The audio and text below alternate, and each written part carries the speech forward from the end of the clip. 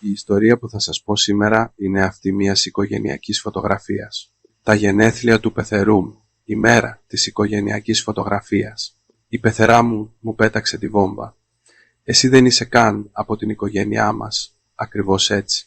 Ο σύζυγός μου, προσποιούμενος ότι δεν άκουσε, απλώς κοιτούσε το κινητό του. Έφυγα από το σπίτι σιωπηλά, αλλά μετά έλαβα μια κλήση από την πεθερά μου. Ποιος θα ετοιμάσει το δείπνο για τους 6 μας? Πάμε τώρα να σας πω την ιστορία μου. Ωραία, ελάτε όλοι λίγο πιο κοντά στο κέντρο. Οι ηλικιωμένοι κύριοι καθιστοί στη μέση, ο γιος και η νύφη όρθιοι πίσω και τα παιδιά σκυμμένα μπροστά. Η δυνατή φωνή του φωτογράφου αντίχησε στο σαλόνι, όπου είχε συγκεντρωθεί η μεγάλη οικογένεια του συζύγου μου. Εγώ, όρθια σε μια άκρη, έστριβα νευρικά την άκρη του ρούχου μου χωρίς να το καταλαβαίνω. Η ετήσια οικογενειακή φωτογραφία ήταν ένα γεγονός ύψης της σημασίας για την οικογένεια του. Πέτρου, η πεθερά μου η κυρία Σοφία, είχε χτενιστεί ειδικά για την περίσταση και ο πεθερός μου, ο κύριος Κώστας, είχε βγάλει από την ντουλάπα το σκούρο μπλε κουστούμι του που φορούσε μόνο σε ειδικές περιστάσεις. Άννα, μετακινήσου λίγο αριστερά, κρύβεις την Κατερίνα μας. Η πεθερά μου συνοφριώθηκε και μου έκανε ένα νεύμα με το χέρι να πάω παράμερα, σαν να έδιωχνε μια μύγα. Χωρίς να πω λέξη, έκανα μισό βήμα αριστερά. Προαισθανόμουν ήδη τι θα συνέβαινε. Κάθε χρόνο στην οικογενειακή φωτογραφία η θέση μου ήταν πάντα στην άκρη, σαν να ήμουν μέρος του φόντου. Τέλεια. Έτσι είναι καλά, είπε ο φωτογράφος, καθώς ρύθμιζε το τρίποδο. Τώρα χαμογελάστε όλοι. Θα μετρήσω μέχρι το 3. 1, 2, μια στιγμή. Η πεθερά μου σήκωσε ξαφνικά το χέρι, διακόπτοντας τη φωτογράφηση. Όλα τα βλέμματα στράφηκαν πάνω της. Αφού έβηξε μια φορά, με κοίταξε κατευθείαν στα μάτια και είπε «Άννα, εσύ δεν είσαι από την οικογένεια, γι' αυτό μην μπεις στη φωτογραφία. Πήγαινε παράμερα και μείνε εκεί». Το σαλόνι βυθίστηκε σε μια ανατριχιαστική σιωπή. Ένιωσα το αίμα να μου ανεβαίνει στο κεφάλι και ένα βουητό να μου τρυπάει τα αυτιά. «Πεθερά μου», η φωνή μου βγήκε τόσο τρεμάμενη που μόλις την αναγνώρισα. Αλλά η πεθερά μου, κάνοντας πως δεν με άκουγε, γύρισε προς τον φωτογράφο.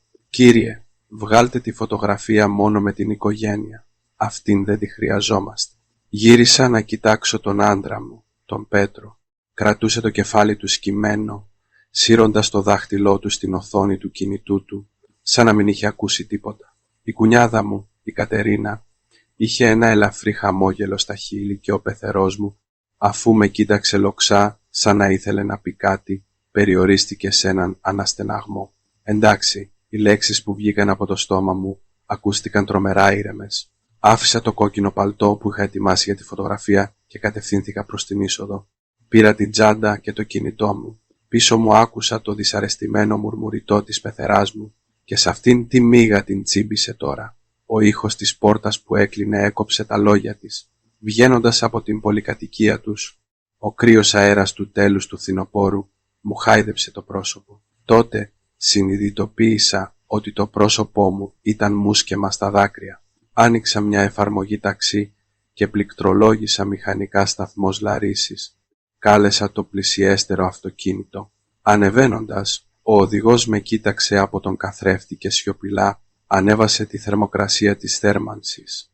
«Είστε καλά, Δεσποινής?» έγνεψα καταφατικά, δαγκώνοντας δυνατά το χείλος μου για να μην ξεσπάσω σε λυγμούς. Το κινητό άρχισε να δονείται. Το όνομα του Πέτρου εμφανίστηκαν στην οθόνη, αλλά έκλεισε το τηλέφωνο και το πέταξα στην τσάντα. Ο σταθμός Λαρίσης έσφιζε από κόσμο. Αγόρασα ένα εισιτήριο για το πρώτο τρένο με προορισμό το σπίτι των γονιών μου. Στην αίθουσα αναμονής άνοιξα ξανά το κινητό. Είχα πάνω από 20 μηνύματα στο WhatsApp, τα περισσότερα από τον Πέτρο. «Πού είσαι? Τελειώσαμε με τις φωτογραφίες. Έλα γρήγορα. Σταμάτα να γελιοποιείσαι. Σοβαρά τώρα». Το πιο πρόσφατο μήνυμα ήταν ένα ηχητικό από την πεθερά μου. Πάτησα το κουμπί αναπαραγωγής. Η τσιριχτή φωνή της διαπέρασε το ηχείο με τόση δύναμη που οι άνθρωποι γύρω μου γύρισαν να «Κοιτάξουν, Άννα, τι στο διάολο κάνεις? Αν φύγεις, ποιος θα ετοιμάσει το δείπνο για τους 6? Δεν ξέρεις ότι σήμερα είναι τα γενέθλια του πεθερού σου?» Έμεινα να κοιτάζω το ηχητικό μήνυμα και ξαφνικά ξέσπασα σε γέλια. Ένα γέλιο που μετατράπηκε σε ένα νέο χήμαρο δακρύων. Τελικά αυτή ήταν η αξία μου. Μαγείρισα, βοηθός και καθαρίστρια χωρίς πληρωμή, αλλά όχι οικογένεια. Με τα δάχτυλα να τρέμουν από οργή, πληκτρολόγησα στο κινητό.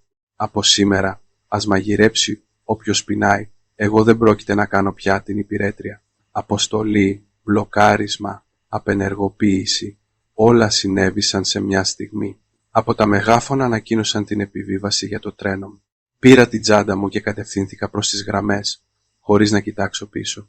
Τα 3 χρόνια υπομονής μου σε εκείνο το σπίτι τελείωναν σήμερα. Η φράση της πεθεράς μου «Εσύ δεν είσαι από την οικογένεια» ήταν η σταγόνα που ξεχύλισε το ποτήρι και κατέστρεψε όλες τις ελπίδες μου για τον γάμο μου. Και η σιωπή του Πέτρου ήταν μια πληγή πιο βαθιά από οποιαδήποτε λέξη. Το τρένο γλιστρούσε με μεγάλη ταχύτητα και το τοπίο έξω από το παράθυρο περνούσε σαν θολούρα. Σκούπισα τα δάκρυά μου και, βλέποντας τα πρισμένα μου μάτια να αντικατοπτρίζονται στο τζάμι, έδωσα μια υπόσχεση στον εαυτό μου. Αυτή τη φορά δεν θα γύριζα πίσω τόσο εύκολα. «Άννα, κόρη μου, τι κάνεις εδώ τέτοια ώρα?» Όταν άνοιξα την πόρτα του σπιτιού, η μητέρα μου, η Μαρία, σφουγγάριζε το σαλόνι. Η σφουγγαρίστρα που κρατούσε στο χέρι της έπεσε στο πάτωμα με έναν υπόκοφο θόρυβο, πιτσιλώντας νερό πάνω στις πάνινες παντόφλες της. Προσπάθησα να μιλήσω, αλλά είχα έναν κόμπο στο λαιμό και δεν μου έβγαινε η φωνή. «Μαμά», μόλις πρόφερα αυτή τη λέξη, τα δάκρυα ξεχύθηκαν ξανά. Η μητέρα μου έτρεξε να μ' αγκαλιάσει σφιχτά. Το οικείο άρμα του μαλακτικού με τύλιξε και έκλαψα με λυγμούς για αρκετή ώρα. Σαν χαμένο παιδί. «Τι συνέβη, αγάπη μου?» «Σου έκανε κάτι ο Πέτρος?» με ρώτησε η μητέρα μου με τρεμάμενη φωνή, χαϊδεύοντάς μου την πλάτη. Ο πατέρας μου, ο Γιώργος, βγήκε επίσης τρέχοντας από το γραφείο του με τα γυαλιά του στραβά. «Άννα, τι στο καλό συμβαίνει?» Εγώ μπορούσα μόνο να κουνάω το κεφάλι μου αρνητικά, ανίκανη να αρθρώσω λέξη από το κλάμα. Η μητέρα μου με έβαλε να καθίσω στον καναπέ και μου έδωσε μια κούπα με ζεστό νερό στα χέρια. Την κράτησα και με τα 2 χέρια και, βλέποντας πως το νερό έτρεμε από το τρέμουλο των χεριών μου, κατάφερα να ηρεμήσω λίγο. Η μητέρα του μου είπε ότι δεν μπορούσα να μπω στην οικογενειακή φωτογραφία γιατί δεν είμαι από την οικογένεια, είπα αφού πήρα μια βαθιά ανάσα. Και ο Πέτρος έκανε πως δεν άκουγε τίποτα. Το πρόσωπο του πατέρα μου κοκκίνησε αμέσως από οργή και χτύπησε το τραπέζι με τη γροθιά του. «Αυτή η άθλη, έχεις φάει κάτι?» με ρώτησε η μητέρα μου χαϊδεύοντάς μου τα μαλλιά. Τα μάτια της ήταν επίσης κοκκινισμένα. «Έλα, να σου ετοιμάσω μια σούπα». Τότε συνειδητοποίησα ότι δεν είχα φάει μεσημεριανό. Είχα άδειο στομάχι και μ' έκαιγε, αλλά δεν είχα καθόλου όρεξη. Μόλις πήγαινα να αρνηθώ, χτύπησε το κουδούνι. Κοιτάξαμε και οι 3 ταυτόχρονα προς την πόρτα. Ο πατέρας μου σηκώθηκε απότομα και την άνοιξε διάπλατα. «Πεθερέ», ακούστηκε η φωνή του Πέτρου από το κατόφλι. «Η Άννα είναι εδώ, σωστά, ήρθα να την πάρω». Ο πατέρας μου, μπλοκάροντας την είσοδο, δεν κουνήθηκε. «Να την πάρεις? Πού σκέφτεσαι να την πας, όταν στο σπίτι σου φέρονται στην κόρη μου σαν ξένοι?» Ο Πέτρος προσπάθησε να μπει με το ζόρι. «Πεθερέ, σε παρακαλώ, μην το κάνεις έτσι. Είναι απλώς μια μικρή παρεξήγηση. Παράτα με». Η φωνή του πατέρα μου ήταν χαμηλή, αλλά κάθε συλλαβή ήταν σαν μαχαίρι. «Η κόρη μου γυρνάει σπίτι κλαίγοντας έτσι και εσύ το λες μικρή παρεξήγηση?» Ο Πέτρος κατάφερε να μπει στο σαλόνι και, βλέποντας τα πρισμένα μου μάτια, η έκφρασή του σκλήρινε για μια στιγμή. Φορούσε το σκούρο γκρι παλτό που του είχα κάνει δώρο πέρυσι και τα μαλλιά του ήταν χτενισμένα προς τα πίσω χωρίς ούτε μια τούφα να ξεφεύγει. Μύριζε το άρωμα που συνήθιζε να χρησιμοποιεί η πεθερά μου. «Άννα», πλησίασε και προσπάθησε να μου πιάσει το χέρι. «Έλα, πάμε σπίτι». Απέκρουσα το χέρι του. «Άστο πια. Ξέρεις πολύ καλά πως είναι η μητέρα μου», αναστέναξε ο Πέτρος, σαν να παρηγορούσε ένα κακομαθημένο παιδί. «Δεν είναι και τόσο σπουδαίο για μια απλή οικογενειακή φωτογραφία». Τον κοίταξα σταθερά για μερικά δευτερόλεπτα και ξέσπασα σε γέλια. «Πέτρο, στα 3 χρόνια που είμαστε παντρεμένοι, έχω βγει ποτέ αξιοπρεπώς στην οικογενειακή φωτογραφία?» Έμεινε άφωνος. Τον πρώτο χρόνο άρχισα να μετράω με τα δάχτυλά μου. Με βάλατε στην πιο απομακρυσμένη γωνία γιατί το χρώμα του φορέματός μου δεν τέριαζε και δεν φαινόταν καν το πρόσωπό μου. Τον δεύτερο μου είπατε ότι είχα ανακατεμένα μαλλιά και με στείλατε στην κουζίνα να φέρω κάτι. Και φέτος με αποκαλείτε ευθέως ξένη. Ο Πέτρος συνοφριώθηκε. Αλήθεια θυμάσαι όλες αυτές τις ανοησίες. Σηκώθηκα απότομα, αφήνοντας την κούπα στο τραπέζι με έναν ξερό χτύπο. Για τα γενέθλια της μητέρας σου περνάω 3 μέρες μαγειρεύοντας ασταμάτητα και για τα γενέθλια του πατέρα μου ούτε ένα κομμάτι τούρτα. Θυμάσαι όταν η αδερφή σου είπε ότι της ήρθε όρεξη για σούσι και εγώ, αφού έφυγα αργά από τη δουλειά, έπρεπε να τρέξω στην αγορά στις 9 το βράδυ. Άννα, το πρόσωπο του Πέτρου άλλαξε χρώμα. Ηρέμησε. Είμαι απόλυτα ήρεμη, η φωνή μου ήταν εκπληκτικά γαλήνια. Πέτρο, έχεις 2 επιλογές. Ή μετακομίζουμε και ζούμε μόνοι μας, ή χωρίζουμε. Το σαλόνι σώπασε. Η μητέρα μου κράτησε την αναπνοή της και ο πατέρας μου ισιώθηκε. Ο Πέτρος με κοιτούσε σαν να ήμουν ξένη. Είσαι τρελή. Θέλεις διαζύγιο για μια φωτογραφία? Δεν είναι για τη φωτογραφία, αρνήθηκα κουνώντας το κεφάλι μου. Είναι για τα τελευταία 3 χρόνια. Για κάθε μέρα που η οικογένειά σου μου φέρθηκε σαν υπηρέτρια, σαν ξένη, σαν κατώτερη. Η οικογένειά μας, φύσηξε ο Πέτρος. Άννα, το ξέχασες? Ποιος πλήρωσε την προκαταβολή για αυτό το διαμέρισμα? Ποιος βρήκε δουλειά στο μικρό σου αδερφό? Και τώρα καβάλισες το καλάμι επειδή νομίζεις ότι είσαι κάποια? Ο πατέρας μου μπήκε ανάμεσά μας. Πρόσεχε τα λόγια σου, Πέτρο. Πεθερέ, μην ανακατεύεστε στις υποθέσεις του γάμου μας. Ο Πέτρος γύρισε προς εμένα και με πιο μαλακό τόνο είπε «Άννα, πάμε σπίτι. Θα κάνω πως αυτό δεν συνέβη ποτέ». «Δεν πρόκειται να γυρίσω», είπα κοιτάζοντάς τον κατευθείαν στα μάτια. «Όχι μέχρι να υποσχεθείς ότι θα μετακομίσουμε». Το πρόσωπο του Πέτρου έγινε σταχτή. «Είναι αδύνατο. Η μητέρα μου δεν είναι καλά στην υγεία της. Κάποιος πρέπει να τη φροντίζει». «Τότε χωρίζουμε», είπα ήρεμα. Ξαφνικά ο Πέτρος εξεράγει. Σάρωσε με το χέρι του το καλάθι με τα φρούτα που υπήρχε στο τραπέζι. Μήλα και πορτοκάλια κύλησαν στο πάτωμα και το γυάλινο μπολ έγινε 1000 κομμάτια. «Άννα, φτάνει πια», φώναξε, δείχνοντάς με το δάχτυλο στο πρόσωπο. «Τι νομίζεις ότι θα γίνεις αν με χωρίσεις? Ποιος θα θέλει να φορτωθεί μια χωρισμένη?» Ο πατέρας μου τον άρπαξε από τον γιακά του πουκαμίσου. «Έξω από εδώ, τώρα αμέσως». Ο Πέτρος απελευθερώθηκε με ένα σπρώξιμο και διόρθωσε τα ρούχα του. «Τέλεια. Πολύ καλά, Άννα. Να μην το μετανιώσεις». Έφυγε, κλείνοντας την πόρτα τόσο δυνατά που μέχρι και το ημερολόγιο στον τοίχο έπεσε. Κατέρευσα στον καναπέ, τρέμοντας από την κορυφή ως τα νύχια. Η μητέρα μου με αγκάλιασε από τους ώμους και ψιθύρισε «Ηρέμησε, αγάπη μου. Ο μπαμπάς και εγώ είμαστε εδώ». Ο πατέρας μου σήκωσε το ημερολόγιο από το πάτωμα και μετά από μία μακρά σιωπή είπε ξαφνικά «Χώρισέ τον, δεν μπορείς να συνεχίσεις αυτό το σπίτι». Τον κοίταξα. Στα μάτια του υπήρχε μια αποφασιστικότητα που δεν είχα ξαναδεί ποτέ.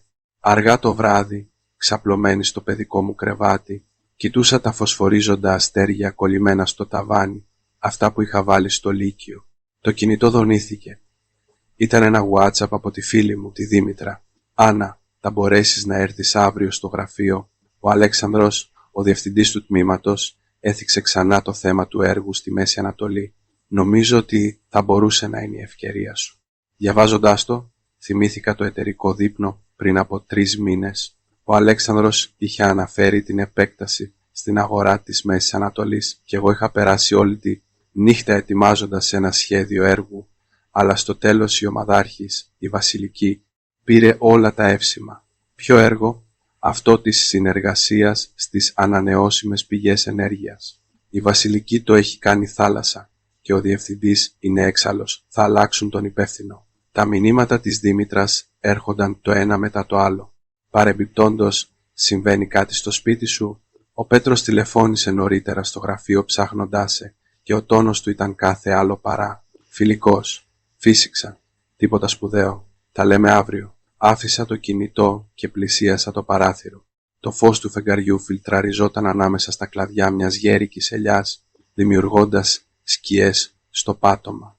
Πριν από 3 χρόνια, σε μια τέτοια φεγγαρόλουστη νύχτα, ο Πέτρος με είχε περιμένει όλη τη νύχτα έξω από το σπίτι μου με ένα ρόφημα μελιού και λεμονιού για το κρύωμά μου. Τότε ήταν τόσο περιποιητικός.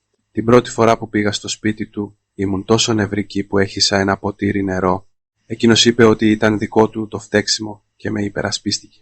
Όταν η μητέρα του με κοιτούσε στραβά, μου έσφυγε το χέρι κάτω από το τραπέζι. Πότε άρχισε να αλλάζει? Ίσως την ίδια μέρα του γάμου, όταν αναγκάστηκα να φορέσω ένα φόρεμα που είχε διαλέξει η μητέρα του και που δεν μου πήγαινε καθόλου.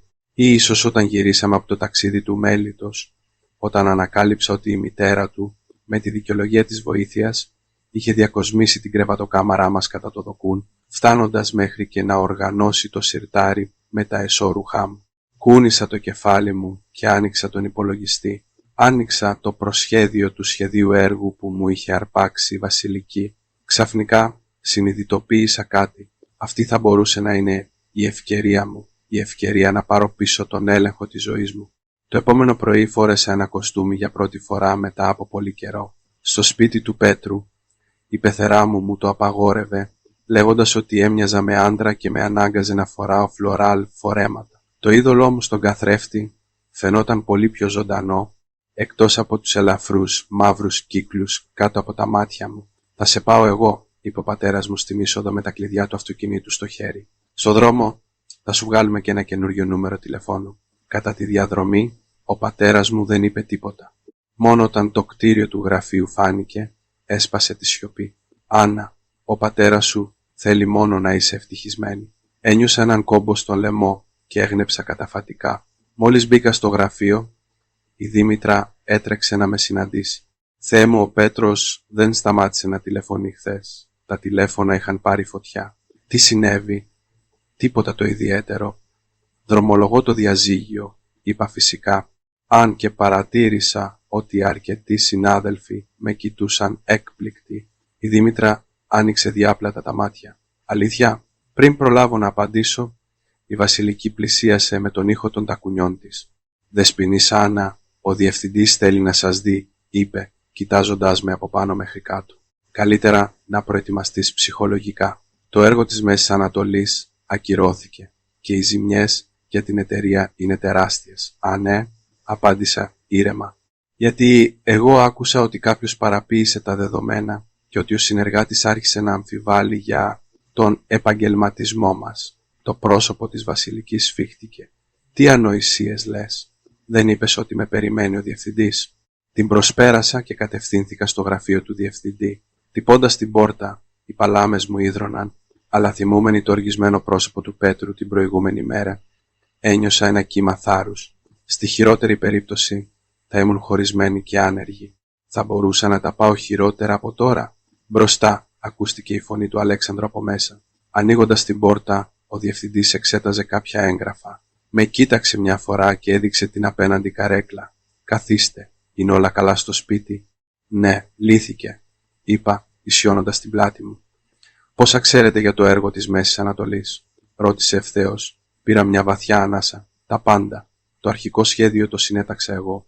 Αργότερα, η ομαδάρχης, η Βασιλική, έκανε κάποιες τροποποιήσεις. Ο Αλέξανδρος σήκωσε ένα φρύδι. «Καταλαβαίνω. Τότε πείτε μου, γιατί ο συνεργάτης μας αμφισβήτησε τα δεδομένα μας?» «Επειδή ο ομαδάρχης τροποποίησε τον δείκτη ενεργειακής απόδοσης του τρίτου τριμήνου», είπα, κοιτάζοντάς τον στα μάτια. «Το αρχικό δεδομένο ήταν 0,78, αλλά το άλλαξε σε 0,85, ένας αριθμός που είναι εντελώς παράλογος για τον τομέα». Ο Αλέξανδρος έκλεισε τον φάκελο απότομα. «Πώς το ξέρετε αυτό?» «Έκανα έρευνα αγοράς για 4 μήνες. Έχω τις πηγές για όλα τα δεδομένα». Έβγαλα ένα USB από την τσάντα μου. «Το πρωτότυπο υλικό είναι όλο εδώ». Ο Αλέξανδρος πήρε το USB και το συνέδεσε στον υπολογιστή του. Λίγα λεπτά αργότερα σήκωσε το κεφάλι και με κοίταξε. «Άννα, αν σας αναθέσω αυτό το έργο, αισθάνεστε ικανοί να το λύσετε?» Η καρδιά μου χτυπούσε σαν τύμπανο. «Κατά 70%. Το υπόλοιπο 30% θα εξαρτηθεί από την υποστήριξη που θα μου δώσει η εταιρεία», είπα με ειλικρίνεια. Ο Αλέξανδρος ξέσπασε σε γέλια. «Μου αρέσει. Από σήμερα αυτό το έργο είναι δικό σας. Αναφέρεστε απευθείας σε μένα, χωρίς να περνάτε από τη Βασιλική».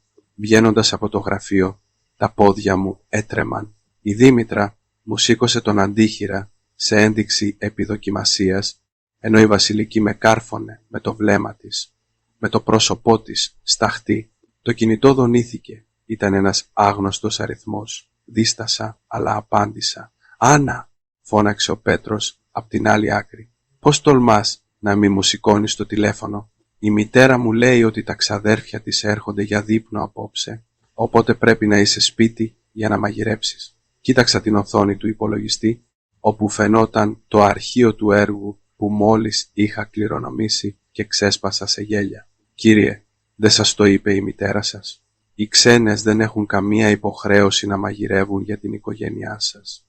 Με αυτά τα λόγια έκλεισα το τηλέφωνο και μπλόκαρα τον αριθμό. Τις επόμενες 3 μέρες κλείστηκα σε ένα ξενοδοχείο κοντά στο γραφείο. Την ημέρα συσκέψεις και διαπραγματεύσεις. Τη νύχτα αναθεωρήσεις του σχεδίου έργου. Η στάση του συνεργάτη από τη Μέση Ανατολή ήταν αμετάβλητη. Κάθε λεπτό μετρούσε. Το κινητό φωτίστηκε ξανά.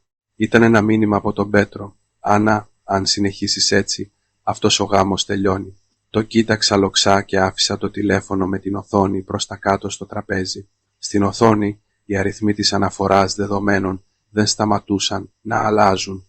Πίεσα τους κροτάφους μου. Μετά από 3 άγρυπνες νύχτες ένιωθα τα μάτια μου σαν να είχαν άμμο μέσα. Η Δήμητρα χτύπησε την πόρτα και μπήκε. Κρατούσε 2 καφέδες στο χέρι. Ο διευθυντής μόλις ρώτησε για την πρόοδο. Του είπα ότι η αναθεωρημένη έκδοση θα είναι έτοιμη σήμερα. Δέχτηκα τον καφέ. Το πικρό υγρό κατέβηκε στο λαιμό μου και με ξύπνησε για μια στιγμή. Η Δήμητρα δίστασε για μια στιγμή και μετά είπε: «Άκου, ο Πέτρος τηλεφώνησε ξανά στο γραφείο». Το σήκωσε η ρεσεψιονίστ. «Και τι ήθελε?» ρώτησα, χωρίς να σηκώσω το βλέμμα. «Ότι αν δεν γυρίσεις σπίτι, θα σου κάνει μήνυση για εγκατάλειψη συζυγικής στέγης». Η φωνή της Δήμητρας έσβηνε. Τα δάχτυλά μου, που πληκτρολογούσαν ασταμάτητα, σταμάτησαν και τότε ξέσπασα σε γέλια. Εγκατάλειψη συζυγικής στέγης. Για 3 χρόνια όλος ο μισθός μου πήγαινε στα έξοδα του σπιτιού και κάθε μέρα, βγαίνοντας από τη δουλειά, σκότωνα τον εαυτό μου στη μαγειρική. Εκείνος δεν ξέρει καν που φυλάει τις κάλτσες του και τώρα λέει ότι εγκατέλειψα τη συζυγική στέγη. Η Δήμητρα αναστέναξε. «Άννα, και τώρα τι θα κάνεις?» Το βλέμμα μου στράφηκε στην οθόνη του υπολογιστή. Ο κέρσορας αναβόσβηνε πάνω σε έναν αριθμό. Πρώτα να τελειώσω αυτό το έργο και μετά έκανα μια παύση να πάρω διαζύγιο. Προφέροντας αυτές τις 2 λέξεις ένιωσα σαν ένα αόρατο χέρι να μου σφίγγει την καρδιά, αλλά αμέσως με κατέκλυσε μια παράξενη αίσθηση απελευθέρωσης, σαν να είχα επιτέλους αφήσει ένα βαρύ φορτίο που κουβαλούσα για πολύ καιρό. Η Δήμητρα άνοιξε διάπλατα τα μάτια. «Το αποφάσισες στα αλήθεια? Ξέρεις γιατί η πεθερά μου με αποκάλεσε ξένη?» Είπα, κοιτάζοντας το είδωλό μου στην κούπα του καφέ. «Επειδή το σπίτι είναι μόνο στο όνομα του Πέτρου και ας έβαλαν οι γονείς μου τα μισά λεφτά για την προκαταβολή. Τα χρήματα του γάμου τα διαχειρίστηκε όλα η πεθερά μου, ακόμα και τον λογαριασμό του μισθού μου. Δεν μπορούσα να συνεχίσω και κούνησα το κεφάλι μου. Δεν πειράζει. Τι νόημα έχει να μιλάμε γι' αυτό? Έλα, βοήθησέ με να ελέγξω αυτά τα δεδομένα». Η Δήμητρα πήρε τα έγγραφα και αν και φαινόταν ότι θα έλεγε κάτι, σώπασε. Δουλέψαμε σιωπηλά μέχρι αργά τη νύχτα. Το πρωί της 4ης ημέρας, μόλις έμπαινα στο λόμπι της εταιρείας, άκουσα μια έντονη διαφωνία. Αρκετοί άνθρωποι είχαν μαζευτεί γύρω από τη ρεσεψιόν και ανάμεσά τους μια οικία φωνή μου πάγωσε το αίμα. «Σας το λέω εγώ, αυτή η Άννα είναι μια ξεδιάντροπη. Εγκαταλείπει τον άρρωστο σύζυγό της και τριγυρνάει όλη μέρα». Η φωνή της πεθεράς μου, της Σοφίας, διαπέρασε το μουρμουριτό του πλήθους. «Σήμερα πρέπει να δω το πρόσωπο αυτής της άθλιας». Το τακούνι του παπουτσιού μου αντίχησε στο μαρμάρινο πάτωμα. Όλοι γύρισαν να με κοιτάξουν. Η πεθερά μου φορούσε σήμερα ένα φόρεμα σε έντονο μπορντό χρώμα, τα μαλλιά της μαζεμένα χωρίς ούτε μια τούφα να ξεφεύγει και τα χείλη της βαμμένα σε έντονο κόκκινο. Δίπλα της η κουνιάδα μου η Κατερίνα, βλέποντάς με, τράβηξε το μανίκι της μητέρας της. «Άννα!» Η πεθερά μου έτρεξε προς εμένα και σήκωσε το χέρι για να με χαστούκίσει. Έκανα ένα βήμα πίσω και ένας φύλακας την σταμάτησε γρήγορα. Όλο το λόμπι μας κοιτούσε και κάποιοι είχαν ήδη βγάλει τα κινητά τους για να τραβήξουν βίντεο. «Κυρία μου, αυτό είναι μια εταιρεία. Παρακαλώ, ηρεμήστε», είπα, προσπαθώντας να διατηρήσω την ψυχραιμία μου αν και ένιωθα ένα ελαφρύ τρέμουλο στα δάχτυλά μου. Να ηρεμήσω. Πώς θέλεις να ηρεμήσω? Η πεθερά μου ξέφυγε από τον φύλακα και, δείχνοντάς με το δάχτυλο στο πρόσωπο, φώναξε: «Ο Πέτρος μου είναι 3 μέρες με πυρετό και εσύ ούτε ένα τηλεφώνημα, ούτε μαγειρεύεις, ούτε πλένεις και τώρα επιπλέον εγκαταλείπεις το σπίτι». Η Κατερίνα πρόσθεσε από δίπλα: «Νύφη μου, πώς μπορείς να είσαι έτσι όταν η μαμά έπρεπε να έρθει μέχρι εδώ?» Πήρα μια βαθιά ανάσα. Ένιωθα τα βλέμματα όλων σαν βελόνες να καρφώνονται στην πλάτη μου. Ακριβώς εκείνη τη στιγμή ακούστηκε ένα ντίνγκ και οι πόρτες του ασανσέρ άνοιξαν. Βγήκε ο Αλέξανδρος, ο διευθυντής. «Τι συμβαίνει εδώ?» είπε, συνοφριώνοντας το πρόσωπο του, βλέποντας την αναταραχή. Η πεθερά μου γύρισε αμέσως προς αυτόν. «Εσείς είστε ο υπεύθυνος εδώ? Ήρθα να καταγγείλω μία από τις υπαλλήλους σας, αυτή την Άννα». «Διευθυντά», τη διέκοψα. Η φωνή μου ακούστηκε καθαρή και σταθερή. «Είναι η πεθερά μου. Έχει γίνει μια οικογενειακή παρεξήγηση και θα τη λύσω αμέσως». Το βλέμμα του Αλέξανδρου πήγε από εμένα στην πεθερά μου. Τότε ξαφνικά είπε: «Δεσποινή Άννα, μην ξεχάσετε τη σύσκεψη στις 9». Και απευθυνόμενος στην πεθερά μου με ένα ελαφρύ νεύμα πρόσθεσε: «Με συγχωρείτε κυρία, αλλά περιμένουμε έναν σημαντικό πελάτη». Η πεθερά μου έμεινε άναυδη.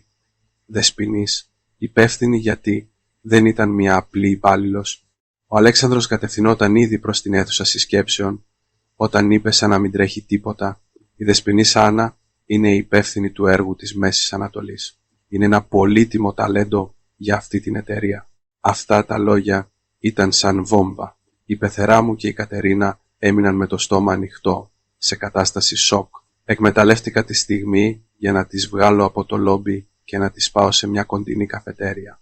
Μόλις καθίσαμε, η πεθερά μου χτύπησε το τραπέζι και φώναξε: «Άννα, λοιπόν προόδευσες, σε έκαναν υπεύθυνη και δεν το λες καν στο σπίτι.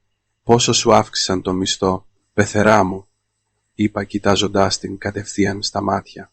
«Ήρθατε να δημιουργήσετε αυτό το σκάνδαλο στη δουλειά μου επειδή θέλετε να με απολύσουν?» Η πεθερά μου έμεινε άφωνη για μια στιγμή, αλλά μετά ύψωσε ξανά τη φωνή. «Ποιος σου είπε να μην γυρίσει σπίτι?» «Ο Πέτρος μας είναι άρρωστος». «Για λίγο πυρετό δεν θα πεθάνει, έτσι δεν είναι?» είπα με ψυχρότητα. «Έχω κάνει την υπηρέτρια στο γιο σας για 3 χρόνια. Είναι πρόβλημα που τώρα θέλω να επικεντρωθώ στη δουλειά μου για λίγες μέρες?» Η Κατερίνα παρενέβη. «Νύφη μου, πώς μπορείς να το λες αυτό? Όταν μια γυναίκα παντρεύεται, η οικογένεια είναι το παν». «Α, ναι», γύρισα προς αυτήν. «Τότε εσύ που τελείωσες το πανεπιστήμιο, γιατί δεν ψάχνεις για δουλειά και περνάς τη μέρα σου στο σπίτι βλέποντας σειρές και ψωνίζοντας?» Το πρόσωπο της Κατερίνας έγινε κόκκινο σαν ντομάτα. «Φτάνει», μας έκοψε η πεθερά μου. «Άννα, σήμερα γυρνάς σπίτι μαζί μου. Θες, δεν θες?» Ο Πέτρος το είπε. «Αν σε 3 μέρες δεν γυρίσεις, θα σε χωρίσει». Ακριβώς εκείνη τη στιγμή ένας σερβιτόρος μας έφερε τους καφέδες. Ακούγοντας αυτό, του έτρεμε το χέρι και οι κούπες χτύπησαν μεταξύ τους. Περίμενα να απομακρυνθεί και αργά άνοιξα το στόμα μου.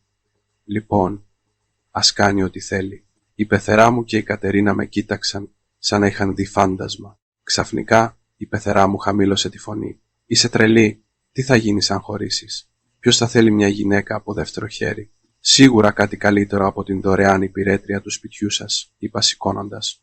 «Έχω μια σύσκεψη, οπότε φεύγω. Και παρακαλώ, μην ξαναέρθετε να με ψάξετε στο γραφείο. Αν το κάνετε ξανά, δεν θα έχω άλλη επιλογή από το να καλέσω την αστυνομία». Βγαίνοντας από την καφετέρια, το φως του ήλιου με θάμπωσε. Έβγαλα το κινητό και είδα το τελευταίο μήνυμα που μου είχε στείλει ο Πέτρος. Το δάχτυλό μου, που δίσταζε πάνω στην οθόνη για μερικά δευτερόλεπτα, κινήθηκε. Ετοίμασε τα χαρτιά του διαζυγίου και στείλε τα μου. Πατώντας αποστολή, άφησα έναν μακρύ αναστεναγμό. Ένιωσα σαν να είχα απελευθερωθεί από αόρατες αλυσίδες. Επιστρέφοντας στο γραφείο, όλοι με κοιτούσαν παράξενα. Η Δήμητρα έτρεξε προς εμένα. «Θεέ μου, η πεθερά σου είναι τρομακτική».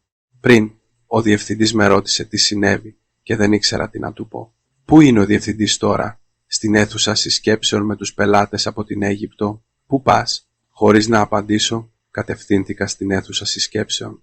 Χτύπησα απαλά την πόρτα. «Μπροστά». Ανοίγοντας, Είδα τον Αλέξανδρο και αρκετούς πελάτες με κοστούμια να συζητούν κάτι. Πήρα μια βαθιά ανάσα. «Διευθυντά, με συγχωρείτε που σας διακόπτω. Ήθελα να σας δώσω μια εξήγηση για το τι συνέβη σήμερα το πρωί».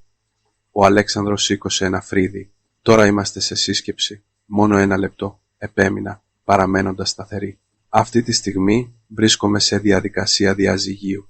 Λυπάμαι βαθύτατα που έβλαψα την εικόνα της εταιρείας με ένα προσωπικό ζήτημα. Ωστόσο, σας υπόσχομαι ότι αυτό δεν θα επηρεάσει καθόλου την πρόοδο και τα αποτελέσματα του έργου».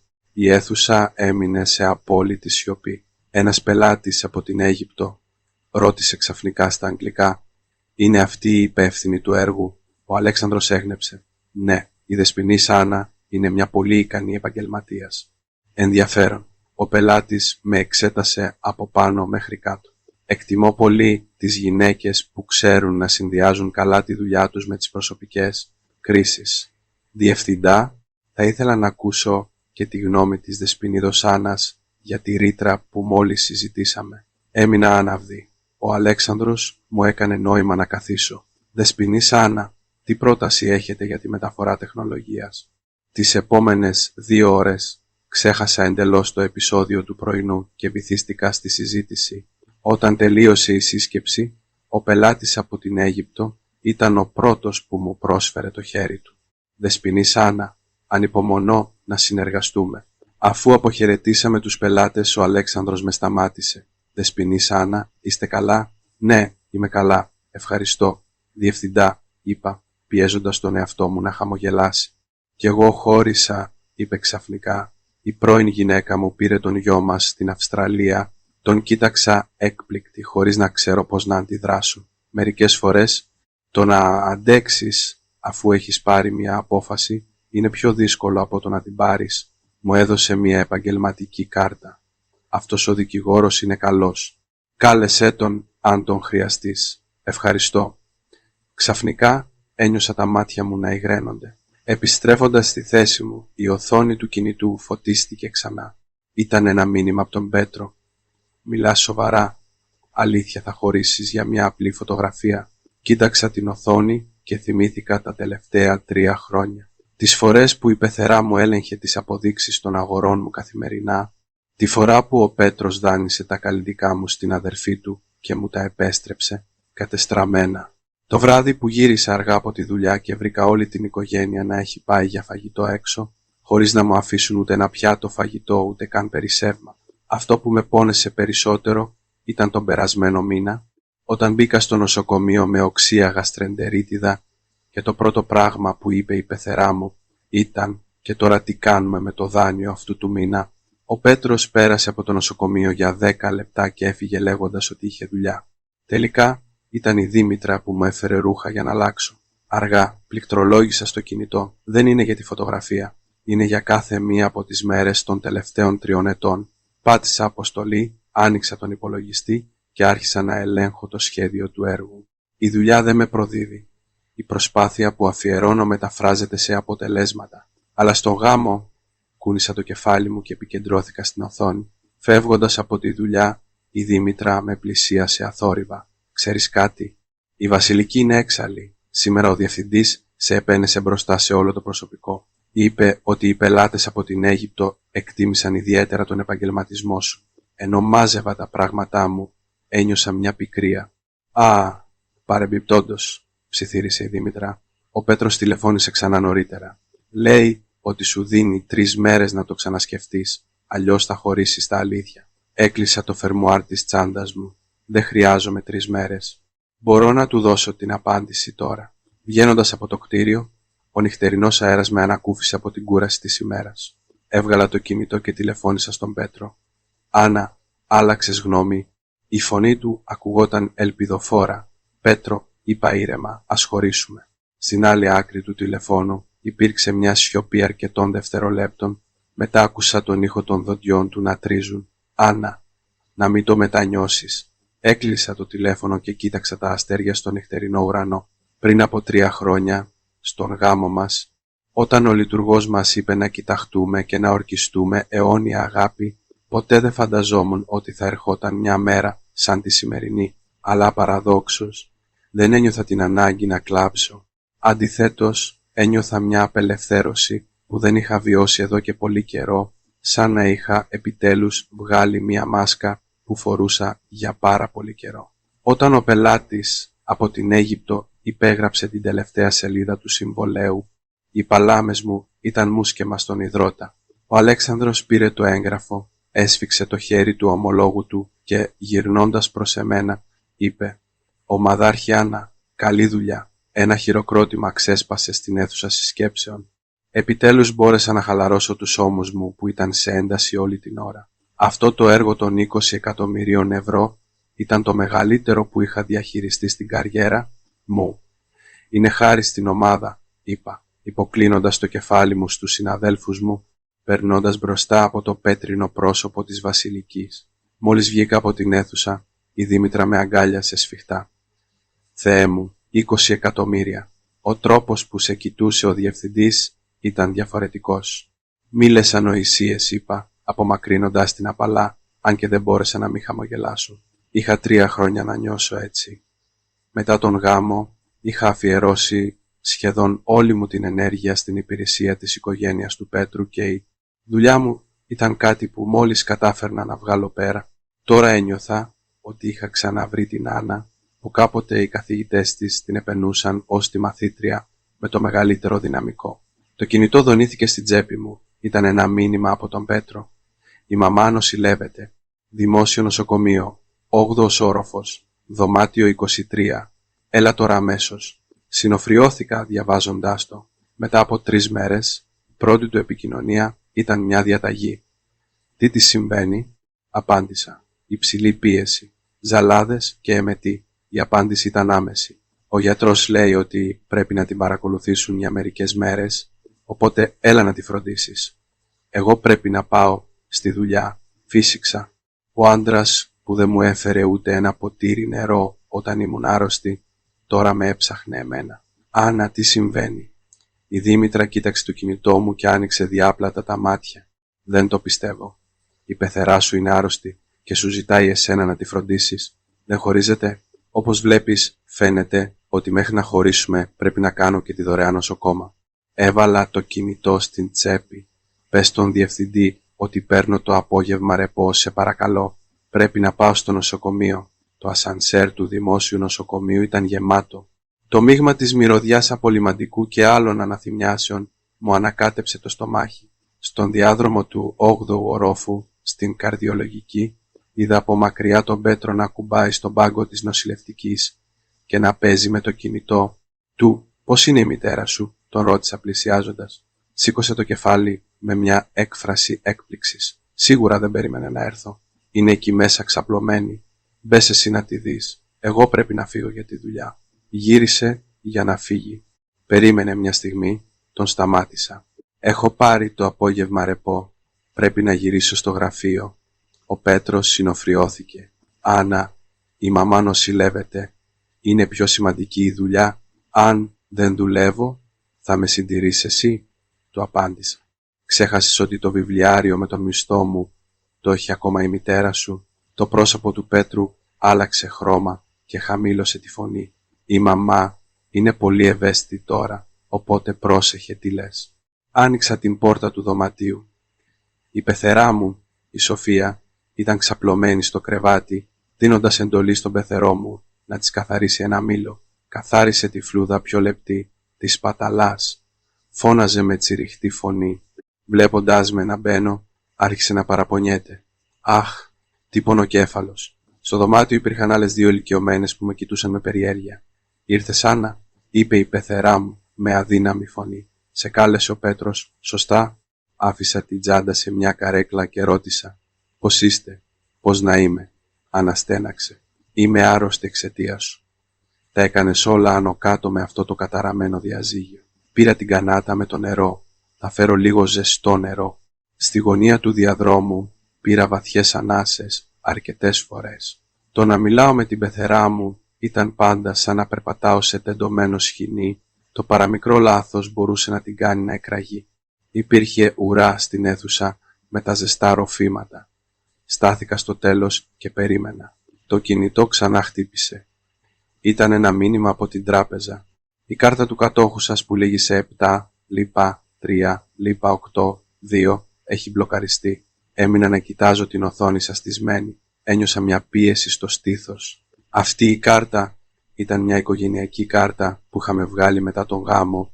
Η κύρια ήταν στο όνομα του Πέτρου. Εγώ τη χρησιμοποιούσα και εγώ την πλήρωνα, αλλά ο κάτοχος ήταν εκείνος.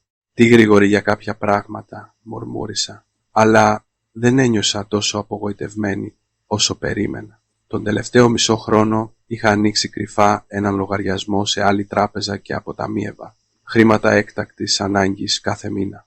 Με τον μπόνους του έργου αυτού του μήνα θα μπορούσα να επιβιώσω για λίγο. Επιστρέφοντας στο δωμάτιο, η πεθερά μου παραπονιόταν ότι το φαγητό του νοσοκομείου ήταν άνοστο. «Άννα, από αύριο να μου φέρνεις φαγητό από το σπίτι, ένα ζωμό κοτόπουλου με λίγο αλάτι». Άφησα την κανάτα και είπα «Πεθερά μου, τον τελευταίο καιρό είμαι πολύ απασχολημένη με τη δουλειά. Δεν νομίζω ότι θα έχω χρόνο». «Δουλειά», η φωνή της πεθεράς μου ανέβηκε μια οκτάβα. «Υπάρχει κάτι πιο σημαντικό από το να φροντίζεις την πεθερά σου?» Το έργο που έχω αναλάβει μόλις υπογράφηκε και θα είμαι ακόμα πιο απασχολημένη. Στο νοσοκομείο σερβίρουν θρεπτικά γεύματα. Ή αλλιώς ζητήστε από την Κατερίνα να σας φροντίσει, είπα ήρεμα. Το πρόσωπο της πεθεράς μου έγινε σταχτή. «Άννα, τώρα τα λόγια μου δεν σημαίνουν τίποτα για σένα?» Οι ηλικιωμένες στα διπλανά κρεβάτια κοιτούσαν με περιέργεια και ο πεθερός μου δίπλα της έβηξε, αμήχανα. «Αγάπη μου, ο γιατρός είπε να μην αναστατώνεσαι. Θα χαρεί όταν πεθάνω». Η πεθερά μου πέταξε το κουτί με τα χαρτομάντιλα που είχε δίπλα της. «Έξω, φύγε από εδώ τώρα αμέσως». Το κουτί με τα χαρτομάντιλα με ξιστά στο ώμο και έπεσε στο πάτωμα. Μια νοσοκόμα ήρθε ακούγοντας τον θόρυβο. «Τι συμβαίνει?» «Η ασθενής πρέπει να ξεκουραστεί». «Με συγχωρείτε», είπα στην νοσοκόμα και μετά στην πεθερά μου. «Πεθερά μου, ξεκουραστείτε. Θα ξανάρθω άλλη στιγμή». Βγαίνοντας από το δωμάτιο, τα χέρια μου έτρεμαν ελαφρά. Δεν ήταν από φόβο. Ήταν μια αίσθηση απελευθέρωσης. Επιτέλους είχα πει όχι. Μόλις οι πόρτες του ασανσέρ πήγαιναν να κλείσουν, ένα χέρι εμφανίστηκε ξαφνικά και τη σταμάτησε. Ένας ψηλός άντρας με λευκή ρόμπα μπήκε βιαστικά. Ενστικτωδώς έκανα στην άκρη. «Ανά», είπε ο άντρας έκπληκτος. Σηκώνοντας το βλέμμα, συνάντησα ένα ζευγάρι χαμογελαστά μάτια. Κάτω από τη ρόμπα, ένα σκούρο μπλε πουκάμισο και μια ασημένια γραβάτα του έδιναν μια διακεκριμένη εμφάνιση. «Στέφανε», αναγνώρισα τον παλιό μου συμμαθητή από το Λύκειο. «Δουλεύεις εδώ?» «Ναι, στη θωρακοχειρουργική». «Και εσύ, για επίσκεψη ήρθες?» Πάτησε το κουμπί του ισογείου. «Η πεθερά μου νοσηλεύεται», απάντησα σύντομα και μετά, σαν να θυμήθηκα κάτι, πρόσθεσα «Άκου, μου είπαν ότι τελικά σπούδασες νομική». Εκείνος χαμογέλασε. «Έκανα διπλό πτυχίο, ιατρική και νομική. Τώρα δουλεύω κυρίως ως δικηγόρος εξειδικευμένος σε ιατρικά λάθη και έρχομαι εδώ που και που για επισκέψεις». Το ασανσέρ έφτασε στο ισόγειο. «Πάμε για έναν καφέ?» ρώτησε. «Έχει περάσει πολύς καιρός». Η καφετέρια του νοσοκομείου δεν είχε πολύ κόσμο. Καθίσαμε δίπλα στο παράθυρο. Ο Στέφανος μου έδωσε έναν καπουτσίνο. Στο Λύκειο, αυτός ήταν ο αγαπημένος. Με εξέπληξε λίγο. «Ακόμα το θυμάσαι?» «Φυσικά», χαμογέλας. «Στη γιορτή λήξης του σχολείου, παραλίγο να λιποθυμήσεις μετά τον αγώνα των 800 μέτρων. Σε πήγα στο ιατρείο και με παρακάλεσες να σου αγοράσω έναν παγωμένο καπουτσίνο. Η ανάμνηση επανήλθε ξαφνικά ζωντανή. Τότε ο Στέφανος ήταν ο πρόεδρος της τάξης, καλός στα μαθήματα και στον αθλητισμό, το είδωλο όλων των κοριτσιών. Εγώ ήμουν απλώς μια συνηθισμένη ήσυχη μαθήτρια». «Και πώς τα πας τώρα?» ρώτησε. «Άκουσα ότι παντρεύτηκες». Ο καφές γύριζε στο χέρι μου. «Είμαι σε διαδικασία διαζυγίου». Ο Στέφανος σήκωσε ένα φρύδι. «Χρειάζεσαι βοήθεια? Αναλαμβάνεις και υποθέσεις διαζυγίου?» «Δεν είναι η ειδικότητά μου, αλλά μπορώ να σε συμβουλέψω». Έβγαλε μια κάρτα και μου την έδωσε. «Κάλεσέ με όποτε θέλεις». Στην κάρτα έγραφε Στέφανος, δικηγόρος, σε ένα γνωστό δικηγορικό γραφείο. Το όνομά του, χαραγμένο με χρυσά γράμματα, έλαμπε στο φως του ήλιου. Έβαλα την κάρτα προσεκτικά στην τσάντα μου. «Ευχαριστώ. Μπορεί να σε χρειαστώ στα αλήθεια». Μιλήσαμε για λίγο για τους παλιούς μας συμμαθητές. Τότε χτύπησε το κινητό του Στέφανου. Κοίταξε την οθόνη και είπε «Συγγνώμη, προέκυψε κάτι επίγον. Κάλεσέ με». «Εντάξει». Αφού έφυγε βιαστικά, έμεινα καθισμένη μόνη για μια στιγμή. Έλεγξα τα μη αναγνωσμένα μηνύματα. Είχα αρκετά ακόμα από τον Πέτρο. Έκανε στη μαμά να θυμώσει. Ο γιατρός λέει ότι της ανέβηκε πάλι η πίεση. Έχω μπλοκάρει την κάρτα. Τι, τώρα θα συνέλθεις? Έλα απόψε. Θες δε θες. Το τελευταίο ήταν πριν από μια ώρα. Ανά, αν δεν μου σηκώσεις το τηλέφωνο, θα έρθω να σε βρω στην εταιρεία σου. Αναστέναξα και πήγαινα να απαντήσω, όταν το κινητό ξαναχτύπησε. Ήταν ο Αλέξανδρος, ο διευθυντής μου. Υπεύθυνη Άννα, καλά νέα. Ο πελάτης από την Αίγυπτο μας πρότεινε έναν συνεργάτη στα Ηνωμένα Αραβικά Εμιράτα. Ενδιαφέρονται πολύ για το έργο μας. Θέλουν να κάνουμε μια τηλεδιάσκεψη την επόμενη εβδομάδα. Αλήθεια, τι καλά. Ισιώθηκα αμέσως. Αλλά ο Αλέξανδρος έκανε μια παύση. Θέλουν εσείς να αναλάβετε προσωπικά τα πάντα. Η καρδιά μου επιταχύνθηκε. Κανένα πρόβλημα. Θα ετοιμάσω το υλικό αμέσως. Υπήρχε μια νότα διασκέδασης στη φωνή του Αλέξανδρου. Το Διοικητικό Συμβούλιο αποφάσισε να σας αυξήσει τον μισθό κατά 20%. Θα ισχύσει από τον επόμενο μήνα. Κλείνοντας το τηλέφωνο, δεν μπόρεσα να μην χαμογελάσω. Μια αύξηση 20% σήμαινε ότι μπορούσα να απελευθερωθώ πλήρως από την οικονομική πίεση της οικογένειας του Πέτρου. Το κινητό δονήθηκε ξανά. Ήταν μια κλήση από τον Πέτρο. Αυτή τη φορά απάντησα ήρεμα. «Άννα, που στο διάολο χάθηκες?» Οι φωνές του έκαναν τους γύρω μου να γυρίσουν. «Στην καφετέρια του νοσοκομείου», είπα με γαλήνια φωνή. «Πέτρο, πρέπει να μιλήσουμε». «Να μιλήσουμε γιατί?» «Για το διαζύγιο». «Ναι», είπα, κοιτάζοντας το φως του ήλιου μέσα από το παράθυρο. «Έχω προσλάβει έναν δικηγόρο. Την επόμενη εβδομάδα θα σου στείλω μια συμφωνία». Υπήρξε μια σιωπή αρκετών δευτερολέπτων στην άλλη άκρη. «Μιλάς σοβαρά?» «Πολύ σοβαρά», είπα, πίνοντας μια γουλιά καφέ. «Α, και ευχαριστώ που μπλόκαρες την κάρτα. Σκεφτόμουν ακριβώς να την ακυρώσω». «Άννα», η φωνή του έγινε ξαφνικά πιεστική. «Μην ενεργείς παρορμητικά. Τώρα πρέπει να φροντίσεις τη μαμά. Ας μιλήσουμε για το διαζύγιο αργότερα». Προσέλαβε μια φροντιστή. «Θα πληρώσω εγώ τα μισά έξοδα». Άφησα την κούπα. «Συγγνώμη, αλλά έχω δουλειά». Έκλεισα το τηλέφωνο και άνοιξα την εφαρμογή της τράπεζας για να ελέγξω το υπόλοιπο του νέου μου λογαριασμού. Ήταν αρκετό για να πληρώσω τα έξοδα του δικηγόρου και το ενίκιο των επόμενων μηνών. Επέστρεψα στην ατζέντα μου και αναζήτησα το όνομα του Στέφανου. «Αν σε βολεύει, θα ήθελα να έχω μια συνάντηση για το διαζύγιο το συντομότερο δυνατό». Η απάντηση ήταν άμεση. «Αύριο στις 3 το απόγευμα στο γραφείο μου. Σου στέλνω τη διεύθυνση». Βγαίνοντας από το νοσοκομείο, το φως του ήλιου ήταν εκτυφλωτικό. Πήρα μια βαθιά ανάσα. Ένιωσα σαν να είχα βγάλει ένα μεγάλο βάρος από πάνω μου. Η οικογένεια του Πέτρου νόμιζε ότι κόβοντάς μου τη χρηματοδότηση θα υποτασσόμουν, αλλά δεν ήξεραν ότι τα τελευταία 3 χρόνια συγκέντρωνα δυνάμεις κρυφά. Επιστρέφοντας στο γραφείο, η Δήμητρα με πήγε σε μια γωνία. «Ξέρεις κάτι, η Βασιλική έχει μετατεθεί σε ένα υποκατάστημα». Ο διευθυντής ανακοίνωσε στη σύσκεψη ότι το έργο της Μέσης Ανατολής το αναθέτει αποκλειστικά σε σένα. «Αλήθεια?» Έμεινα άναυδη για μια στιγμή. «Πότε?» «Σήμερα το απόγευμα», είπε η Δήμητρα ενθουσιασμένη. Και ο διευθυντής είπε να πας στο γραφείο του αύριο το πρωί, ότι έχει κάτι σημαντικό να σου πει. Έγνεψα, αλλά το μυαλό μου ήταν ήδη στη συνάντηση της επόμενης ημέρας με τον Στέφανο. Ο δρόμος του διαζυγίου θα ήταν δύσκολος, ειδικά με ανθρώπους σαν την οικογένεια του Πέτρου. Αλλά παραδόξως δεν ένιωθα φόβο, αντίθετα ένιωθα μια κάποια προσμονή για τη νέα πρόκληση. Φεύγοντας από τη δουλειά, η ρεσεψιονίστ με κάλεσε. «Υπεύθυνη Άννα, σας ήρθε ένα πακέτο». Ήταν ένα μικρό κουτί, ο αποστολέας ήταν κενός. Ανοίγοντάς το, βρήκα μερικά από τα ρούχα μου και είδη προσωπικής υγιεινής. Πάνω απ' όλα ήταν η οικογενειακή πιστωτική κάρτα. Δεν υπήρχε κανένα σημείωμα, αλλά το μήνυμα ήταν σαφές. Ο Πέτρος απαντούσε στην κήρυξη πολέμου μου. Φύσηξα και πέταξα το κουτί στα σκουπίδια, κρατώντας μόνο τα πράγματά μου. Βγαίνοντας από το κτίριο, η νύχτα ήταν ήδη βαθιά, αλλά το φως των φαναριών φώτιζε τον δρόμο μπροστά. Το δικηγορικό γραφείο βρισκόταν στον 28ο όροφο ενός επιβλητικού γυάλινου. ουρανοξύστη στην καρδιά της πόλης. Όταν άνοιξαν οι πόρτες του ασανσέρ, η θέα μου έκοψε την ανάσα.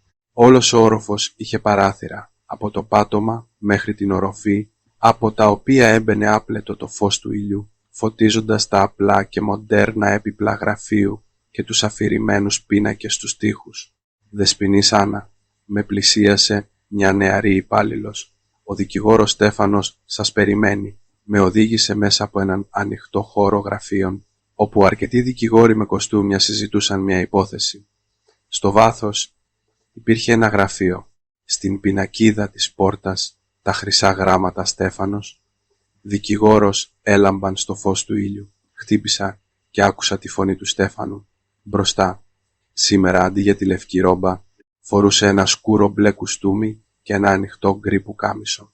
Φαινόταν πολύ πιο επίσημος από την προηγούμενη μέρα. Πάνω στο γραφείο του υπήρχαν λίγα έγγραφα και ένα εξαιρετικά λεπτό λάπτοπ, όλα τακτοποιημένα άψογα. Κάθισε, έδειξε την απέναντι καρέκλα. «Τι θα ήθελες? Καφέ, τσάι, ένα ποτήρι νερό θα είναι μια χαρά». Άφησα την τσάντα και, χωρίς να το καταλάβω, έσφιξα τα χέρια μου.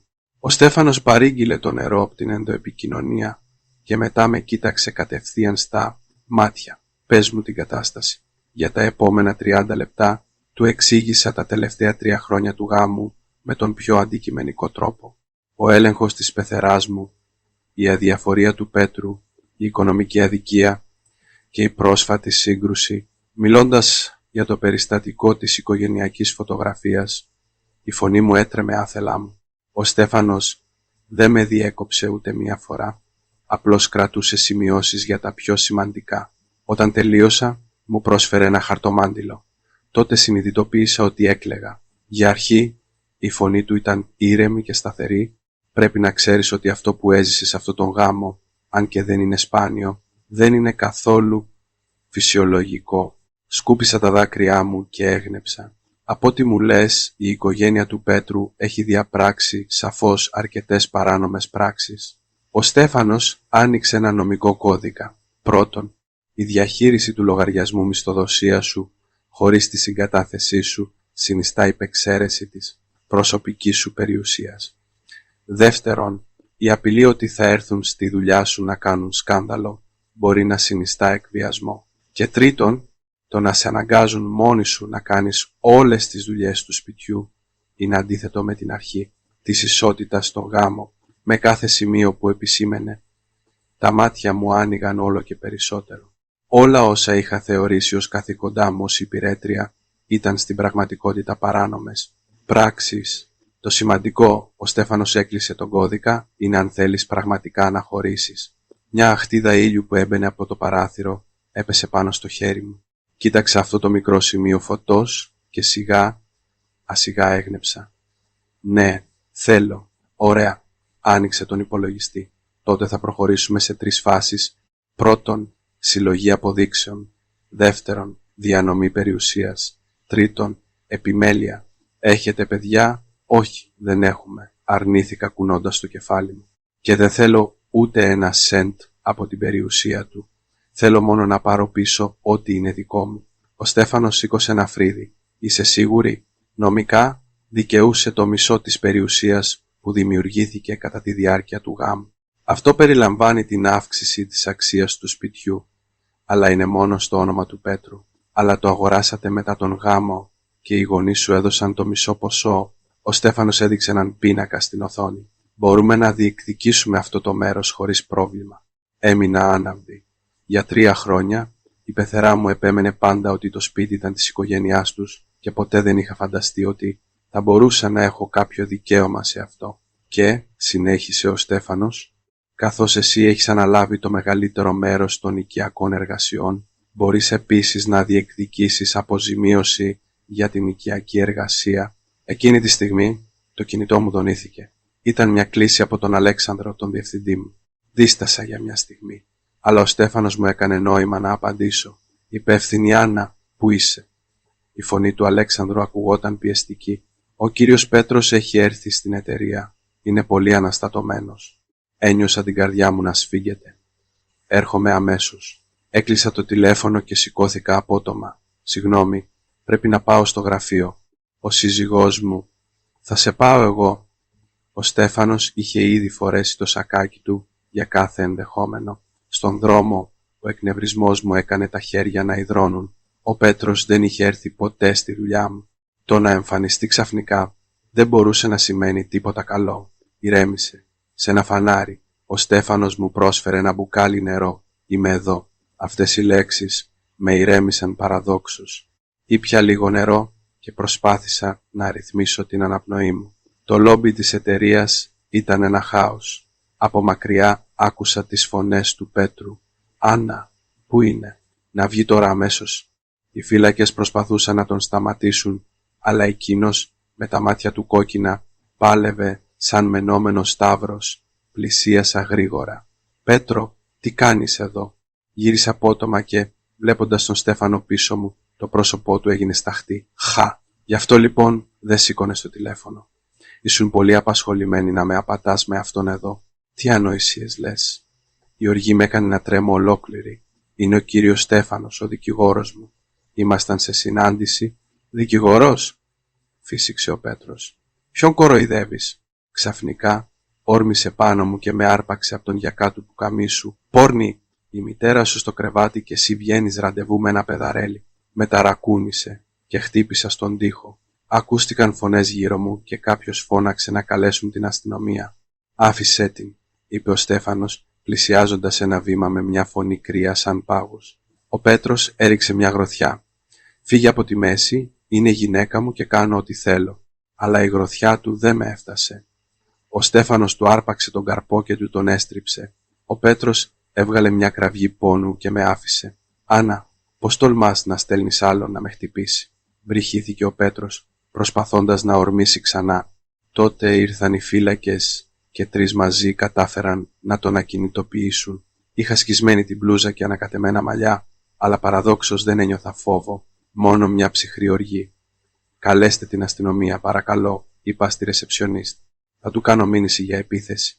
Ο Πέτρος έμεινε άναυδος. «Είσαι τρελή? Είμαι ο άντρας σου. Σύντομα θα πάψεις να είσαι». Διόρθωσα τα ρούχα μου και, απευθυνόμενη στον Αλέξανδρο που είχε έρθει τρέχοντας, είπα «Διευθυντά, λυπάμαι για το σκάνδαλο».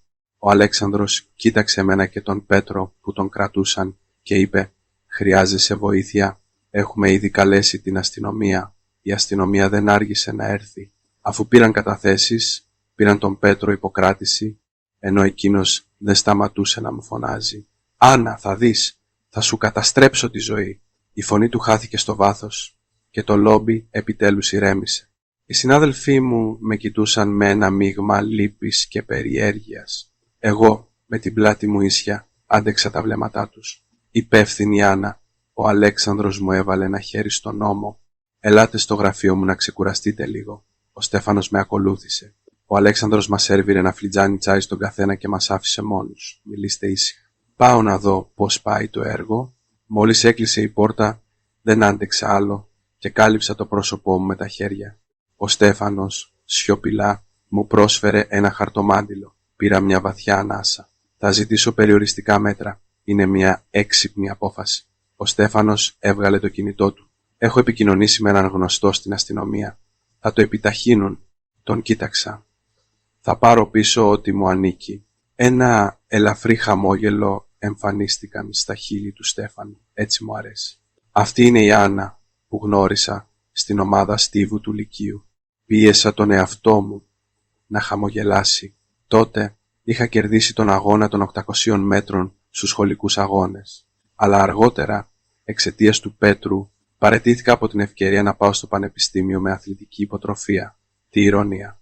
Οι διαδικασίες στο αστυνομικό τμήμα ήταν πιο γρήγορες από ό,τι περίμενα. Ο Πέτρος κρατήθηκε για 24 ώρες και εγώ πήρα μια εντολή προστασίας. Ο Στέφανος με συμβούλεψε προς το παρόν να μην επιστρέψω στο σπίτι, αλλά η ταυτότητά μου και τα πολύτιμα αντικείμενά μου ήταν ακόμα εκεί. «Μπορείς να πας να τα πάρεις με αστυνομική συνοδεία», είπε. «Σήμερα είναι αργά, καλύτερα αύριο».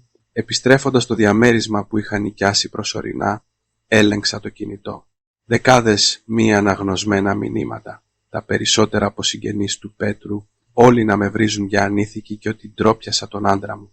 Τα διέγραψα ένα ένα και απάντησα μόνο στα μηνύματα των γονιών μου. Μου ήρθε ένα βίντεο από τη Δήμητρα. Ήταν η σκηνή με τον Πέτρο να κάνει το σκάνδαλο στην εταιρεία. Το παραμορφωμένο του πρόσωπο και η ατιμέλητη εμφάνισή μου δημιουργούσαν μια βάναυση αντίθεση. «Κράτα το ως απόδειξη», έγραφε το μήνυμα της Δήμητρας. Πήγαινα να απαντήσω όταν χτύπησε το τηλέφωνο. Ήταν ο Αλέξανδρος, υπεύθυνη Άννα, καλά νέα. Αυτοί από τα Ηνωμένα Αραβικά Εμιράτα δέχτηκαν το συμβόλαιο. Εκτιμούν πολύ τον επαγγελματισμό σου, έκανε μια παύση και η εταιρεία αποφάσισε να σου αναθέσει έναν βοηθό για να σου ελαφρύνει λίγο το φόρτο εργασίας. «Ευχαριστώ, Διευθυντά», είπα ειλικρινά. Εκείνος δίστασε για μια στιγμή. «Αν χρειαστείς βοήθεια με τα προσωπικά σου θέματα, μη διστάσεις να μου το πεις». Έκλεισα το τηλέφωνο και άνοιξα τον υπολογιστή για να αρχίσω να οργανώνω τη λίστα των αποδείξεων για το διαζύγιο. Τα αντίγραφα του λογαριασμού μισθοδοσίας μου, ένα αρχείο των οικιακών εργασιών, ηχογραφήσεις των προσβολών της πεθεράς μου. Τα τελευταία 3 χρόνια, χωρίς να το καταλάβω, είχα συγκεντρώσει πολλές αποδείξεις. Το επόμενο πρωί έλαβα ένα μήνυμα από τον Στέφανο. «Σήμερα στις 3 το απόγευμα η αστυνομία θα σε συνοδεύσει στο σπίτι για να πάρεις τα πράγματά σου. Σε βολεύει η ώρα?» «Ναι, τέλεια». Η πρωινή σύσκεψη ήταν επιτυχής. Ο πελάτης από τα Εμιράτα επιβεβαίωσε μέσω τηλεδιάσκεψης τις λεπτομέρειες της συνεργασίας. Στο τέλος, ο Αλέξανδρος με σταμάτησε. «Υπεύθυνη Άννα, το Διοικητικό Συμβούλιο αποφάσισε να σας προάγει σε Διευθύντρια του Τμήματος Διεθνούς Επιχειρηματικότητας. Ο διορισμός ισχύει από την επόμενη εβδομάδα». Έμεινα άφωνη. Διευθύντρια σήμαινε υψηλότερο μισθό και μεγαλύτερη εξουσία αποφάσεων, κάτι αδιανόητο πριν. «Ευχαριστώ για την εμπιστοσύνη σας», κατάφερα να πω. «Με το ταλέντο σου. Είναι φυσικό», χαμογέλασε ο Αλέξανδρος. «Α, και ο νέος σου βοηθός αρχίζει αύριο. Είναι νέος, οπότε καθοδήγησέ τον καλά». Βγαίνοντας από την αίθουσα συσκέψεων, έστειλα ένα μήνυμα στον Στέφανο. «Πήρα προαγωγή. Συγχαρητήρια. Φαίνεται ότι το διαζύγιο σου έδωσε φτερά στην καριέρα σου». Χαμογέλασα και κούνησα το κεφάλι μου. Πράγματι, απελευθερωμένη από τις αλυσίδες της οικογένειας, μπορούσα να επικεντρωθώ πλήρως στη δουλειά μου και να αποδείξω την αξία μου. Το απόγευμα, όπως είχαμε κανονίσει, 2 αστυνομικοί με περίμεναν έξω από την εταιρεία. Ο Στέφανος ήταν επίσης εκεί. Είπε ότι δεν είχε εμπιστοσύνη να με αφήσει να πάω μόνη. Η πόρτα του σπιτιού ήταν κλειδωμένη. Χτυπήσαμε το κουδούνι, αλλά κανείς δεν άνοιξε. Όταν η αστυνομία πήγαινε να καλέσει κλειδαρά, η πόρτα άνοιξε. Ήταν η Κατερίνα. «Κοίτα, κοίτα», ήρθε η κυρία δικηγόρος, είπε χλευαστικά. Αλλά βλέποντας την αστυνομία άλλαξε χρώμα. «Και εσείς ποιοι είστε?» «Ήρθαμε να πάρουμε τα προσωπικά αντικείμενα της κυρίας Άννας», είπε μία από τις αστυνομικίνες, δείχνοντας το σήμα της. «Παρακαλώ, συνεργαστείτε». Η Κατερίνα, απρόθυμα, μας άφησε να περάσουμε. Το σπίτι ήταν ένα χάος, κουτιά από φαγητό delivery στιβαγμένα στο τραπέζι, βρώμικα ρούχα παντού. Μόλις λίγες μέρες χωρίς καθάρισμα και είναι ήδη έτσι, σκέφτηκα. Πήγα κατευθείαν στην κρεβατοκάμαρα. Τα ρούχα μου στην τουλάπα ήταν ανακατεμένα και πάνω από τα μισά καλλιτικά μου από το μπουντουάρ είχαν εξαφανιστεί. Ανοίγοντας ένα σιρτάρι, βρήκα το οικογενειακό βιβλιάριο και την ταυτότητά μου, αλλά όχι το βιβλιάριο του μισθού μου. «Κατερίνα», φώναξα, «πού είναι το βιβλιάριό μου?» Εκείνη, ακουμπισμένη στο πλαίσιο της πόρτας και μασώντας τσίχλα, απάντησε, «Και τι ξέρω εγώ? Γιατί ρωτάς εμένα για κάτι που έχασες εσύ?» Απευθύνθηκα στην αστυνομία. «Το βιβλιάριό μου έχει εξαφανιστεί. Είναι ο λογαριασμός όπου μου καταθέτουν τον μισθό». Η έκφραση των αστυνομικών έγινε αμέσως σοβαρή. Η ιδιοποίηση περιουσίας άλλου προσώπου χωρίς τη συγκατάθεσή του είναι αδίκημα κλοπής. «Μπορούμε να ξεκινήσουμε επίσημη έρευνα?» Το πρόσωπο της Κατερίνας σφίχτηκε μια στιγμή. «Θα ρωτήσω τον αδερφό μου». Πήρε το κινητό και βγήκε στη βεράντα. Εκμεταλλεύτηκα την ευκαιρία για να ελέγξω τα πράγματά μου. Το χρυσό κολλιέ που υπήρχε στην κοσμηματοθήκη είχε εξαφανιστεί. Ήταν δώρο της μητέρας μου για τον γάμο. Έβγαλα μια φωτογραφία, την άδεια κοσμηματοθήκη και άρχισα να μαζεύω ό,τι χρειαζόμουν. 10 λεπτά αργότερα, ο Πέτρος επέστρεψε με την πεθερά μου. Βλέποντας την αστυνομία και τον Στέφανο, το πρόσωπό του σκοτίνιασε. «Άννα», φώναξε. «Πώς τολμάς να έρχεσαι σπίτι με την αστυνομία?» «Ήρθα να πάρω τα πράγματά μου», είπα ήρεμα. «Και το βιβλιάριό μου και το χρυσό μου κολλιέ έχουν εξαφανιστεί». «Ποιος άγγιξε τα πράγματά σου?» «Τσίριξε η πεθερά μου». «Σίγουρα τα έχασες εσύ και τώρα ρίχνεις το φταίξιμο στους άλλους». Ο Στέφανος έκανε ένα βήμα μπροστά. «Κύριε Πέτρο, νομικά η διάθεση ή η απόκρυψη κοινής περιουσίας χωρίς τη συγκατάθεση του συζύγου κατά τη διάρκεια του γάμου μπορεί να σας βλάψει στη διανομή της περιουσίας σε περίπτωση διαζυγίου». Ο Πέτρος έμεινε άναυτος. «Επιστρέψτε το βιβλιάριο και το κολλιέ», είπε ο Στέφανος, με μια φωνή χαμηλή αλλά με αδιαμφισβήτητη αυθεντία. «Αλλιώς θα υποβάλουμε μήνυση για κλοπή αμέσως». Η πεθερά μου πήγαινε να πει κάτι άλλο, αλλά ο Πέτρος τη σταμάτησε και, βγάζοντας μια κάρτα από το πορτοφόλι του, μου την πέταξε. «Πάρε, λες και μας νοιάζει». «Και το κολλιέ?» ρώτησα. Η Κατερίνα, απρόθυμα, έβγαλε το χρυσό κολλιέ από τον λαιμό της. Τι τσιγκούνα που το φόρεσα για λίγες μέρες. Πήρα την κάρτα και το κολλιέ, τα έλεγξα και τα έβαλα στη τσάντα. Η αστυνομία κατέγραψε την κατάσταση και μας είπε ότι μπορούσαμε να φύγουμε. «Ανά», με σταμάτησε ο Πέτρος στην πόρτα. «Πραγματικά πρέπει να φτάσει σε αυτό το σημείο?» Κοίταξα το πρόσωπό του, τόσο οικείο και ταυτόχρονα τόσο ξένο, και ξαφνικά ένιωσα μια βαθιά κούραση. «Πέτρο, ας τελειώσουμε αυτό, φιλικά, φιλικά», φύσηξε. «Έρχεσαι στο σπίτι μου με έναν τύπο και με την αστυνομία και αυτό το λες φιλικό τέλος?» Ο Στέφανος με τράβηξε απαλά από το χέρι. «Πάμε». Βγαίνοντας από το σπίτι, το φως του ήλιου με θάμπωσε. «Έτσι λοιπόν τελειώνουν 3 χρόνια γάμου», σκέφτηκα. Παραδόξως, περισσότερο από λύπη, ένιωθα την ανακούφιση ότι είχα βγάλει ένα μεγάλο βάρος από πάνω μου. Και τώρα τι? Ρώτησα τον Στέφανο στο αυτοκίνητο. «Συγκεντρώσαμε τις αποδείξεις, οπότε θα καταθέσουμε την αγωγή διαζυγίου επίσημα», είπε, ξεκινώντας το αυτοκίνητο. «Θέλω να πάρω πίσω τα χρήματα για το σπίτι». «Οπωσδήποτε», είπα, κοιτάζοντας το τοπίο που περνούσε γρήγορα από το παράθυρο. «Όχι, στην πραγματικότητα θέλω απλώς να τελειώσω με όλα αυτά το συντομότερο δυνατό». Ο Στέφανος έγνεψε. «Κατάλαβα, αλλά δεν πρέπει να παραιτηθείς ούτε από ένα σεντ από ό,τι σου ανήκει δικαιωματικά». Επιστρέφοντας στο γραφείο, η Δήμητρα με πλησίασε αθόρυβα. «Ξέρεις κάτι? Δεν φαντάζεσαι πόσο καταπληκτικοί ήσουν χθες. Όλοι στην εταιρεία μιλούν γι' αυτό. Το να βλέπεις τον Πέτρο να τον παίρνει η αστυνομία ήταν επικό». Κούνησα το κεφάλι μου και είπα: «Άσε τις ανοησίες και πιάσε δουλειά». Πριν φύγω, έλαβα ένα επίσημο email από τον Αλέξανδρο που ανακοίνωνε την προαγωγή μου σε διευθύντρια με κοινοποίηση σε όλο το προσωπικό. Σε μια στιγμή κατακλείστηκα από συγχαρητήρια μηνύματα. Ενώ απαντούσα σε καθένα, το μυαλό μου ήταν στην επόμενη συνάντηση με τον Στέφανο. Ο δρόμος του διαζυγίου ήταν ακόμα μακρύς, αλλά τουλάχιστον είχα ήδη κάνει το πρώτο βήμα.